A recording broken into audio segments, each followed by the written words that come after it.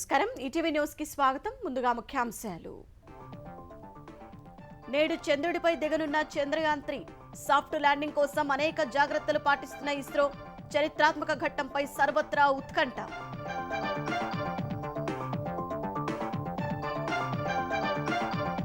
ఏపీలో వరుసగా రెండో ఏడాది విద్యుత్ కోతలు ఎక్స్చేంజీల నుంచి కొనలేక ఉన్నదే సర్దుబాటు సర్కారు ప్రణాళిక వైఫల్యంతో ప్రజలకు కష్టాలు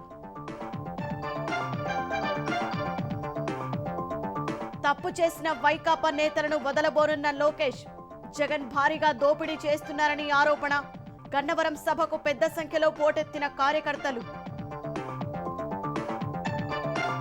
వరంగల్ విమానాశ్రయం పునరుద్ధరణకు అడుగులు తొలి దశలో 253 ఎకరాలు సేకరించాలని ప్రభుత్వం నిర్ణయం మార్గదర్శకాలు జారీ రేపు తెలంగాణ కేబినెట్ లోకి పట్నం మహేందర్ రెడ్డి ముహూర్తం ఖరారు చేసిన కేసీఆర్ సర్కార్ రాజ్భవన్ లో ప్రమాణ స్వీకారానికి సన్నాహాలు మైనంపల్లిని అభ్యర్థిగా తప్పించే యోచనలో భారాస ప్రత్యామ్నాయంగా 3 పేర్లు పరిశీలన భవిష్యత్తు కార్యాచరణపై హనుమంతరావు దృష్టి G20 శిఖరాగ్ర సదస్సు కోసం ఢిల్లీ రానున్న అమెరికా అధ్యక్షుడు వచ్చే నెల 7 నుంచి 10 వరకు పర్యటన హస్తినలో 3 రోజులు సెలవుల ప్రకటన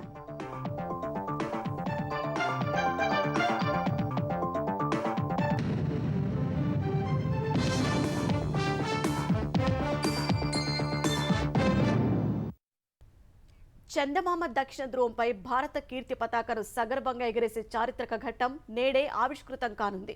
ఇప్పటి వరకు ఏ దేశం సాధించిన అరుదైన ఘనతను సొంతం చేసుకునేందుకు భారత అంతరిక్ష పరిశోధన సంస్థ ఇస్రో సిద్ధమైంది. 41 రోజుల ప్రయాణం తర్వాత చంద్రయాన్ 3 ఈ సాయంత్రం 6:04 జాబిల్లి దక్షిణ ధ్రువంపై దిగనుంది. దశాబ్దాల నుంచి ప్రపంచ దేశాలకు అందని ద్రాక్షగా ఊరిస్తున్న జాబిల్లి దక్షిణ ధ్రువంపై ల్యాండర్ను దింపేందుకు భారత అంతరిక్ష పరిశోధన సంస్థ ఇస్రో సర్వం సిద్ధం చేసింది. శ్రీహరికోట అంతరిక్ష ప్రయోగ కేంద్రం షార్ నుంచి 2023 జూలై 14న చంద్రయాన్ 3ని నింగిలోకి పంపింది.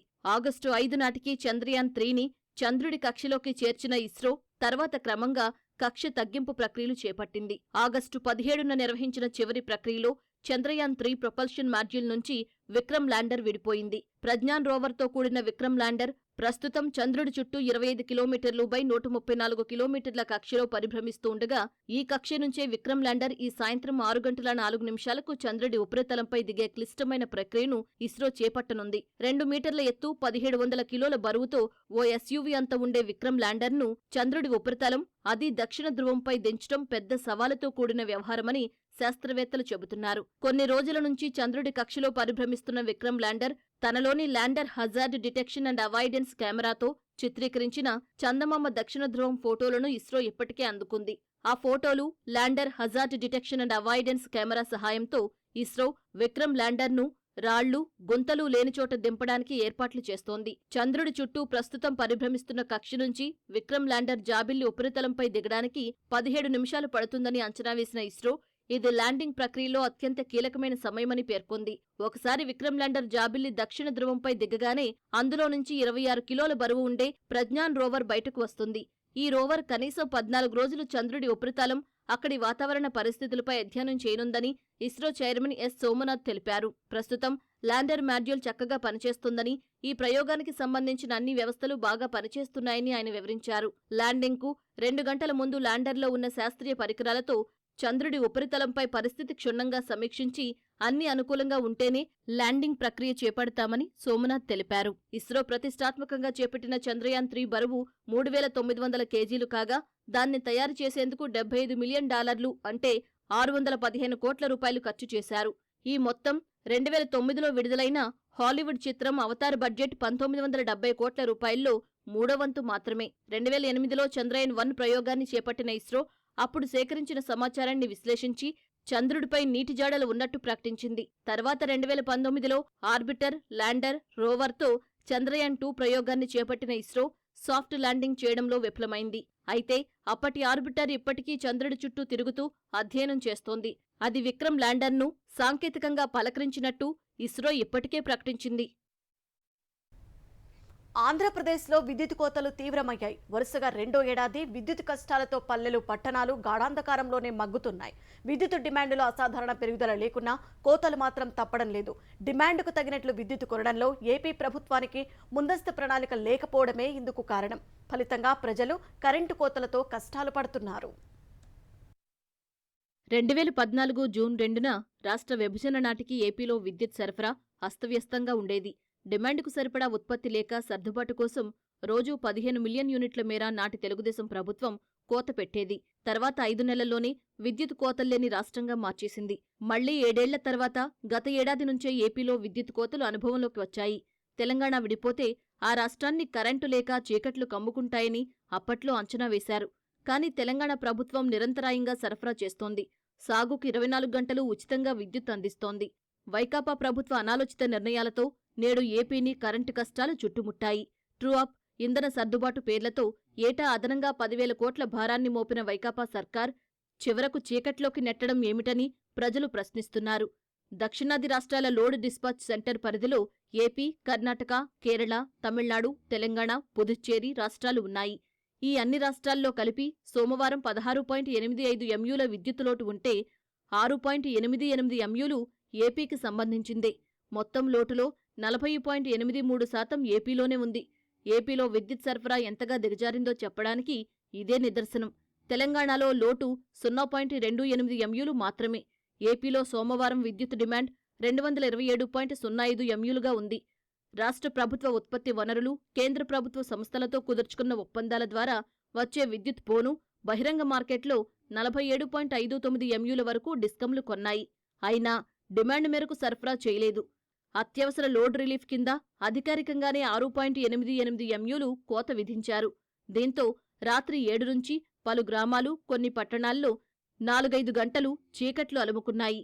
బహిరంగ మార్కెట్లో విద్యుత్ కొందామన్నా దొరకడం లేదని అధికారులు చెబుతున్నారు. తెలంగాణ విద్యుత్ సంస్థలు ముందస్తు ప్రణాళిక ప్రకారం ఎక్స్చేంజీల నుంచి ఏపీతో సమానంగా కొంటున్నాయి.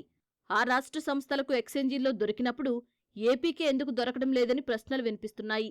అల్లూరి సీతారామరాజు జిల్లా పెదబైలులో ఉదయం 9 నుంచి 4 గంటల పాటు విద్యుత్ కోతలు విధించారు. అనకాపల్లిలో ఉదయం 10:30 నుంచి మధ్యాహ్నం 1 గంట వరకు కరెంటు లేదు. మన్యం జిల్లా వీరఘట్టంలో రాత్రి 8 నుంచి కోతలు అమలయ్యాయి. పాలకొండ మండలంలోని 15 గ్రామాల్లో చీకట్లు అలుముకున్నాయి. ఉమ్మడి శ్రీకాకుళం జిల్లాలోని ఇచ్చాపురం, సోంపేట, పాతపట్నం, మోలియపుట్టి, బూర్జ మండలాల్లో సాయంత్రం దశలవారీగా కోతలు విధించారు. వైఎస్సార్, అన్నమయ్య జిల్లాల్లోని గ్రామీణ ప్రాంతాల్లో రాత్రి 8 నుంచి గంటపాటు కోతలు విధించారు. గుంటూరులో సాయంత్రం 4 తర్వాత విద్యుత్ సరఫరా నిలిచిపోయింది. పల్నాడు జిల్లా బెల్లంకొండ, గురజాల మండలాల్లో మధ్యాహ్నం 3 నుంచే అప్రకటిత కోతలు విధించారు. నూజెండ్ల మండలంలో 2 గంటల పాటు కోత పెట్టారు. చిత్తూరు జిల్లా కార్వేటినగరం మండలంలో సాయంత్రం 5 నుంచి సరఫరాలో అంతరాయం ఏర్పడగా రాత్రి 8 తర్వాత పూర్తిగా నిలిపివేశారు. నగర నియోజకవర్గంలో 2 గంటల పాటు కోతలు అమలు చేశారు. పలమనేరు పట్టణంలో రాత్రి 7 నుంచి విద్యుత్ లేదు. కోటలో ఉదయం 6 నుంచి మధ్యాహ్నం 12 గంటల వరకు సరఫరా లేదు. కృష్ణా జిల్లా నాగాయలంకలో రాత్రి 8 నుంచి, ఎన్టీఆర్ జిల్లా నందిగామలో రాత్రి 9 నుంచి సరఫరా నిలిచిపోయింది. నెల్లూరు జిల్లాలోని మర్రిపాడు, ఏఎస్పేట మండలాల్లోనూ రాత్రి 9 తర్వాత కరెంటు లేదు. అసెంబ్లీలో తన తల్లికి జరిగిన అవమానం మరెవ్వరికీ జరగకుండా చూస్తారని లోకేష్ ప్రకటించారు. యువగలం పాదయాత్రలో భాగంగా కృష్ణా జిల్లా గన్నవరంలో బహిరంగ సభలో వైకాపా నేతలపై లోకేష్ నిప్పులు చెరిగారు. కృష్ణా జిల్లా వ్యాప్తంగా ఇసుకని జగన్ దోచేస్తున్నారని ధ్వజమెత్తారు. తప్పు చేసిన వారిని వదలబోనని హెచ్చరించారు. తెలుగుదేశం జాతీయ ప్రధాన కార్యదర్శి నారా లోకేష్ చేపట్టిన యువగళం పాదయాత్ర కృష్ణా జిల్లా గన్నవరానికి చేరుకుంది. ఈ సందర్భంగా నిర్వహించిన బహిరంగ సభకు పసుపు దళం పోటెత్తింది. తెలుగుదేశం కంచుకోటగా పేరుగంచిన గన్నవరంలో లోకేష్కి అభిమానులు, కార్యకర్తలు బ్రహ్మరథం పట్టారు.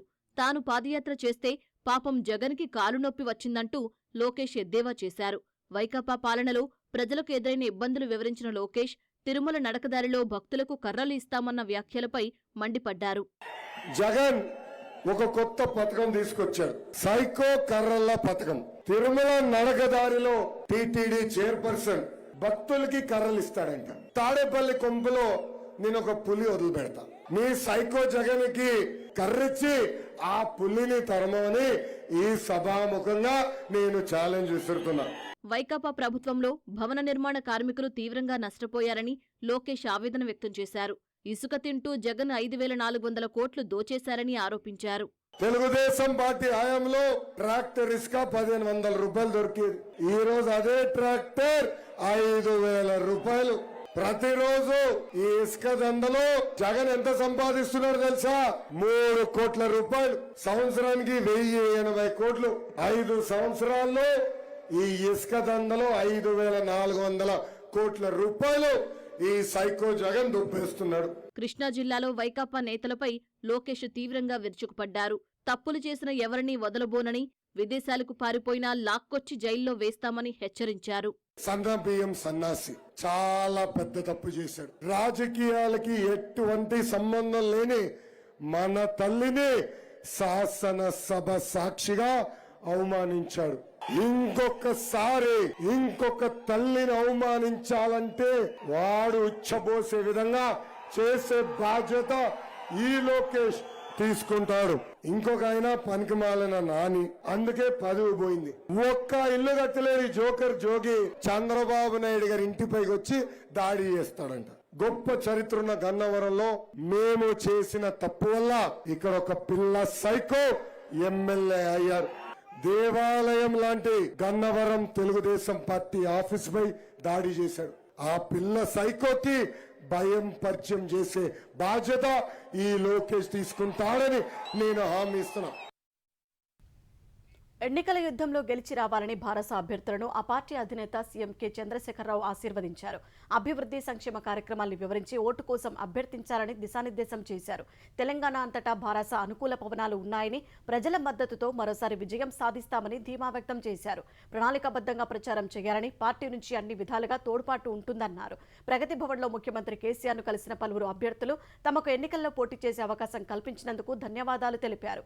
తమపై పెట్టిన బాధ్యతను నమ్మకాన్ని నిలబెట్టుకుంటారు కేసీఆర్ కు పార్టీ అభ్యర్థులు తెలిపారు. మల్కాజ్గిరి అసెంబ్లీ స్థానం అభ్యర్థిగా ఇప్పటికే ప్రకటించిన మైనంపల్లి హనుమంతరావు స్థానంలో మరొకరికి అవకాశం ఇవ్వాలని భారత అధిష్టానం నిర్ణయించినట్లు తెలుస్తోంది. మల్కాజ్గిరి సీటు తనకు కేటాయించడంతో పాటు మెదక్ నుంచి తన కుమారుడికి టికెట్ ఇవ్వాలని, లేకుంటే స్వతంత్ర అభ్యర్థులుగా పోటీ చేస్తామని హనుమంతరావు సోమవారం ప్రకటించారు. అంతేకాకుండా మంత్రి హరీష్ రావుపై తీవ్ర విమర్శలు చేశారు. అయితే భారత అభ్యర్థుల జాబితాలో మైనంపల్లి పేరు ఉంది. అభ్యర్థులపై స్పష్టత ఇచ్చినా 2 స్థానాల నుంచి పోటీ చేస్తామని చెప్పడం, హరీష్ రావుపై చేసిన విమర్శలను తీవ్రంగా పరిగణించిన భారత అధిష్టానం మల్కాజ్గిరికి కొత్త అభ్యర్థిని ఎంపిక చేయాలని నిర్ణయానికి వచ్చినట్లు పార్టీ వర్గాలు తెలిపాయి. మర్రి రాజశేఖర రెడ్డితో పాటు మరో 2 పేర్లు వినిపిస్తున్నాయి. విజయావకాశాలు ఎవరికి ఎక్కువగా ఉంటాయో అంచనాకు వచ్చిన తర్వాత నిర్ణయం వెల్లడించనున్నట్టు తెలిసింది. మరోవైపు మైనంపల్లితో కాంగ్రెస్ నాయకులు మంతనాలు జరుపుతున్నట్టు తెలిసింది. తాజా పరిణామాలపై కార్యకర్తలతో మాట్లాడిన తర్వాత కార్యాచరణ ప్రకటిస్తారని మైనంపల్లి హనుమంతరావు తిరుమలలో చెప్పారు. తెలంగాణ మంత్రిగా ఎమ్మెల్సీ పట్నం మహేందర్ రెడ్డి రేపు ప్రమాణ స్వీకారం చేయనున్నారు. ఈ మేరకు ముహూర్తం ఖరారు చేసినట్లు సమాచారం. ప్రస్తుతం తెలంగాణ మంత్రివర్గంలో ఒక ఖాళీ ఉంది.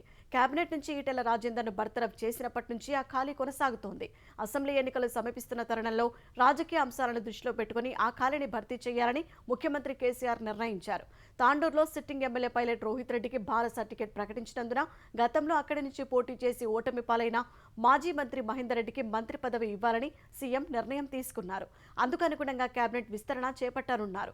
గవర్నర్ సమయం ఇవాళ ముఖ్యమంత్రి కేసీఆర్ మెదక్ జిల్లా పర్యటన నేపథ్యంలో మంత్రివర్గ విస్తరణ రేపు చేపట్టనున్నట్లు సమాచారం. ఈ మేరకు ఇప్పటికే ప్రభుత్వం నుంచి రాజ్భవన్ కు సమాచారం వెళ్లినట్లు తెలిసింది. ఆంధ్రప్రదేశ్లో 2 పంప్డ్ స్టోరేజీ ప్రాజెక్టుల ఏర్పాటునకు నేడు ముఖ్యమంత్రి జగన్ సమక్షంలో ఒప్పందం కుదరనుంది. ఏపీ జెన్కో, కేంద్ర ప్రభుత్వ రంగ సంస్థ national hydro electric power corporation NHPC సంయుక్తంగా పంప్డ్ స్టోరేజీ ప్రాజెక్టులు నిర్మించాలని నిర్ణయించాయి. నంద్యాల జిల్లాలోని యాగంటిలో 1000 మెగావాట్లు, అనంతపురం జిల్లా కమలపాడులో 950 మెగావాట్లు కలిపి 1950 మెగావాట్ల సామర్థ్యంతో 2 పీఎస్పీలను సంయుక్త భాగస్వామ్యంలో నిర్మించాలని ఇరు సంస్థలు అంగీకరించాయి. ఇందుకు సంబంధించి స్పెషల్ పర్పస్ వెహికల్ జేపీవీని ఏర్పాటు చేయనున్నాయి. 2 పీఎస్పీల ఏర్పాటుకు సంబంధించి ముఖ్యమంత్రి జగన్, మంత్రి పెద్దిరెడ్డి సమక్షంలో ఏపీ జెన్కో, ఎన్హెచ్పీసీ ప్రతినిధులు అవగాహన ఒప్పందంపై నేడు సంతకాలు చేయనున్నారు. విశాఖలోని రుషికొండలో జరుగుతున్న నిర్మాణాలు పాలనా రాజధానికి సంబంధించిన అధికారిక భవనాలేనని ఆంధ్రప్రదేశ్ ఉప ముఖ్యమంత్రి కొట్టు సత్యనారాయణ స్పష్టం చేశారు. అక్కడ నిర్మిస్తున్న భవనాలు ప్రైవేటు వ్యక్తులవి కావన్నారు. త్వరలో విశాఖకు పాలనా రాజధాని తరలిపోయేందుకు వీలుగా నిర్మాణం జరుగుతోందని చెప్పారు. రిషికొండలో ఉన్న కన్స్ట్రక్షన్స్ ఎవరిది ప్రైవేట్ ప్రాపర్టీ కాదు, ఎక్కడ ప్రైవేట్గా కట్టట్లా. అదే అఫీషియల్ బిల్డింగ్సే అఫీషియల్గా ఉపయోగించే కట్టడాలు, కానీ ఎవరికి ప్రైవేట్గా ఎవరు హ్యాండ్ ఓవర్ చేసుకున్నది కాదు కదా. అధికారికంగా రాజధాని ఇక్కడి నుంచి షిఫ్ట్ అవుతుంది కాబట్టి రాజధానికి సంబంధించిన అడ్మినిస్ట్రేటివ్ బ్లాక్స్ అన్ని కూడా అక్కడ కడుతున్నారు. విశాఖ భీమునిపట్నం ప్రాంతం తుర్లవాడ కొండపై 120 ఎకరాలు కాజేసేందుకు వైకాపా ఎంపీ విజయసాయిరెడ్డి కుట్ర పన్నారని తెలుగుదేశం సీనియర్ నేత అయ్యన్నపాత్రుడు ఆరోపించారు. తుర్లవాడ ఆధ్యాత్మిక క్షేత్రం జోలికి రావద్దని ఆయన హెచ్చరించారు. ఇప్పటికే తిరుమల తిరుపతి దేవస్థానం సింహాచలం ఆస్తులు దోచేశారని అయ్యన్న ఆరోపించారు. ఇప్పుడు తుర్లవాడ క్షేత్రం జోలికి రావద్దని సీఎం జగన్ను కోరుతున్నట్టు తెలిపారు. విశాఖలో జగన్ అండ్ కో 70,000 కోట్ల రూపాయల ఆస్తులు దోచుకున్నట్టు ఆరోపించారు. విశాఖలో దోపిడీపై సీనియర్ నేతల బొత్స ధర్మాన ఎందుకు మాట్లాడటం లేదని అయ్యన్న నిలదీశారు. భీమునిపట్నం ఏరియా, ఆ ఏరియాలో ఒక కొండ ఉంది. విజయసాయిరెడ్డి కూతురట. ఆ కొండపైన ఏంటంటే ప్రైవేటు యూనివర్సిటీ కడతదట. దానికోసం ఆ కొండ మీద ఉన్నటువంటి ల్యాండ్ కావాలని చెప్పి ముఖ్యమంత్రి గారికి ఒక లేఖ రాశారండి. 120 ఎకరాలు 300 కోట్లు. ఆ 300 కోట్ల స్థలాన్ని 20 కోట్లకి గవర్నమెంట్ రేట్ కట్టి A2 గారికి బహుమతికి ఇవ్వడం కోసం ముఖ్యమంత్రి గారు ప్రయత్నం చేస్తున్నారంటే ఈ ముఖ్యమంత్రికి బుద్ధి ఉందా, సిగ్గు లజ్జ ఉందని అడుగుతున్నాను ఇవాళ. వరంగల్ విమానాశ్రయం పునరుద్ధరణ దిశగా కసరత్తు ముమ్మరమైంది. పౌర విమానయాన మంత్రిత్వ శాఖ సూచనల మేరకు భూసేకరణ ప్రక్రియ ప్రారంభించాలని జిల్లా కలెక్టర్కు తెలంగాణ ప్రభుత్వం మార్గదర్శకాలు జారీ చేసింది. ప్రస్తుతం ఉన్న ఎయిర్ స్ట్రిప్కు అదనంగా కనీసం 400 ఎకరాల భూమి ఇవ్వాలని airports authority of India AAI Telangana ప్రభుత్వాన్ని కోరింది. తొలి దశలో చిన్న విమానాలు రావడానికి వీలుగా 253 ఎకరాలు సేకరించాలని ప్రభుత్వం నిర్ణయించింది. వరంగల్ జిల్లా మామనూరులో 1930లో హైదరాబాద్ చివరి నిజాం 706 ఎకరాల విస్తీర్ణంలో ఎయిర్ స్ట్రిప్ నిర్మించారు. భారత్ చైనా యుద్ధ సమయంలో ప్రభుత్వ విమానాల హ్యాంగర్గా వినియోగించారు.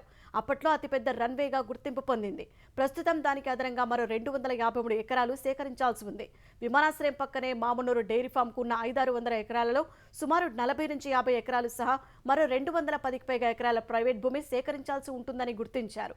ప్రైవేటు భూమి ఎంతమంది రైతులకు చెందిందన్న వివరాలను సేకరించే పనిలో అధికారులు నిమగ్నమయ్యారు. ఆ భూమికి ప్రత్యామ్నాయంగా డైరీ ఫామ్కు చెందిన భూమిని రైతులకు కేటాయించే అంశాన్ని పరిశీలిస్తున్నారు. భారత్ త్వరలోనే $5 ట్రిలియన్ ఆర్థిక వ్యవస్థగా అవతరించనుందని ప్రధాని నరేంద్ర మోదీ తెలిపారు. భవిష్యత్తులో ప్రపంచానికి భారత్ గ్రోత్ ఇంజిన్గా మారుతుందని విశ్వాసం వ్యక్తం చేశారు. దక్షిణాఫ్రికాలోని జోహన్నెస్బర్గ్లో బ్రిక్స్ బిజినెస్ ఫోరం లీడర్స్ సమావేశంలో మోదీ పాల్గొన్నారు. మిషన్ మోడ్ సంస్కరణలు భారతదేశంలో వ్యాపారం చేయడంలో సౌలభ్యాన్ని మెరుగుపరిచాయని ఆయన వివరించారు. దేశాభివృద్ధి ప్రయాణంలో భాగం కావాలని పారిశ్రామికవేత్తలను ఆహ్వానించారు. డిజిటల్ చెల్లింపుల విషయంలో భారత్ సాధించిన పురోగతిని ప్రధాని మోదీ ప్రస్తావించారు. యూనిఫైడ్ పేమెంట్స్ ఇంటర్ఫేస్ UPIని ఉపయోగించడానికి బ్రిక్స్ దేశాలకు అనేక అవకాశాలు ఉన్నాయని మోదీ చెప్పారు. బ్రెజిల్, రష్యా, భారత్, చైనా, దక్షిణాఫ్రికా కలిసి ప్రపంచ సంక్షేమానికి, ముఖ్యంగా గ్లోబల్ సౌత్కు గణనీయమైన దోహదం చేయగలవని ప్రధాని సూచించారు. పునరుత్పాదక రంగంలో ప్రపంచంలోని కీలక దేశాల్లో భారత్ ఒకటిగా ఉందని మోదీ వెల్లడించారు. रिन्यूएबल एनर्जी के क्षेत्र में भारत वर्ल्ड लीडर में से एक है. हम भारत को solar energy, wind energy, electric vehicle, green hydrogen, green ammonia जैसे क्षेत्रों में ग्लोबल मैन्युफैक्चरिंग हब बनाने के लिए सक्रिय रूप से कदम उठा रहे हैं. आज भारत में विश्व का तीसरा सबसे बड़ा स्टार्टअप इकोसिस्टम है. भारत में इस समय 100 से भी अधिक यूनिकॉर्न है. IT, टेलीकॉम, फिनटेक, AI और सेमीकंडक्टर्स जैसे क्षेत्रों में हम make in India, make for the world के विजन को आगे बढ़ा रहे हैं. ఢిల్లీ వేదికగా జరగనున్న G20 శిఖరాగ్ర సదస్సులో పాల్గొనేందుకు సెప్టెంబర్ 7 నుంచి 10 వరకు అమెరికా అధ్యక్షుడు జో బైడెన్ భారత్లో పర్యటించనున్నారు. వాతావరణ మార్పులు, రష్యా ఉక్రెయిన్ వివాదం సహా అనేక ప్రపంచ సమస్యలపై ఇతర దేశాల అధినేతలతో ఈ సందర్భంగా ఆయన చర్చించనున్నారని తెలుస్తోంది. ఈ మేరకు బైడెన్ పర్యటన వివరాలను శ్వేతసౌధం వెల్లడించింది. G20 ప్రపంచ దేశాధినేతల శిఖరాగ్ర సమావేశం సెప్టెంబర్ 9, 10వ తేదీలలో హస్తినాలో జరగనుంది. ఈ సమావేశానికి 29 దేశాల అధినేతలతో పాటు ఐరోపా సమాఖ్య, ఆహ్వానిత అతిథి దేశాలు, 14 అంతర్జాతీయ సంస్థల అధిపతులు, ఉన్నతాధికారులు హాజరయ్యే అవకాశం ఉంది. G20 అధ్యక్ష బాధ్యతల్ని 2022 డిసెంబర్ 1న ఇండోనేషియా నుంచి భారత్ స్వీకరించింది.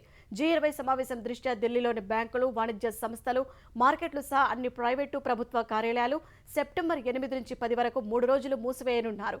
ఈ మేరకు ఢిల్లీ పోలీసులు చేసిన ప్రతిపాదనకు ముఖ్యమంత్రి అరవింద్ కేజ్రీవాల్ ఆమోదం తెలిపారు. యోగి ఆదిత్యనాథ్ సారథ్యంలోని ఉత్తరప్రదేశ్ మంత్రిమండలి విద్యార్థులకు ఉచితంగా పంపిణీ చేసేందుకు 25 లక్షల స్మార్ట్ ఫోన్ల కొనుగోలుకు ఆమోదం తెలిపింది.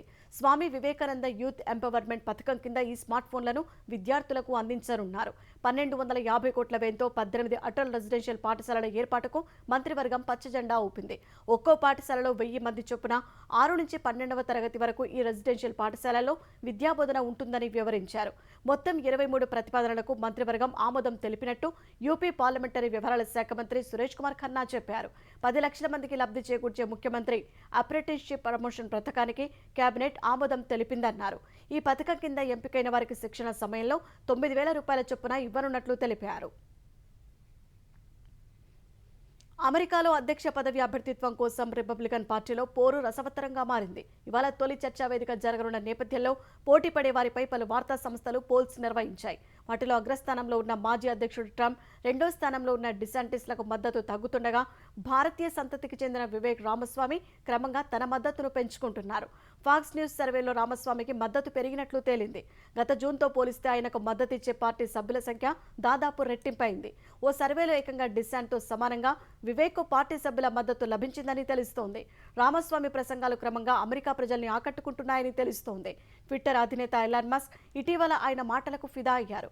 ఇక తొలి చర్చలో రామస్వామి ఎలా మాట్లాడతారనేది ఆసక్తిని రేకెత్తిస్తోంది. అధ్యక్ష అభ్యర్థిత్వానికి సంబంధించిన రేసులో భారత సంతతికి చెందిన నిక్కీ హేలీ, హర్షవర్ధన్ సింగ్ కూడా పోటీలో ఉన్నారు.